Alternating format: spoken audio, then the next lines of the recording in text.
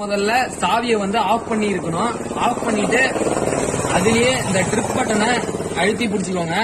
ஒரு 3 செகண்ட் அழுத்தி பிடிச்சிக்கிட்டு சாவியை ஆன் பண்ணுங்க. மறுபடியும் அழுத்தி பிடிச்சிருங்க. அப்ப மோட்ஸ் வந்துரும். இந்த மோட்ஸ்ல நம்ம நெக்ஸ்ட் மாத்த ஷிஃப்ட், பீக், யூனிட்.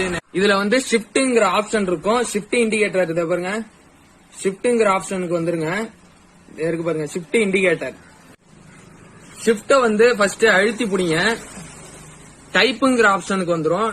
டைப்ப அழுத்தி பிடிச்சீங்கன்னா ஆஃப் வரும். ஆஃப்ல இருந்து நம்ம ஆர்பிஎம் லைட்டை இது வந்து 2 விதமா எரிய வைக்கலாம். இதை பாருங்க, 1 by 1 எரியறது வந்து முதல்ல இந்த ட்ரிப் இன்ஃபோ பட்டனை அழுத்தி தான் எல்லாமே எரிய வைக்கணும். இன்னொன்னு என்னன்னா, இது வந்து R15M நேரடியாவே வர்றது. இன்னொன்னு என்னன்னா, இதை பாருங்க, விட்டு விட்டு V3ல எரியற மாதிரியே நம்ம எரிய வைக்கலாம்.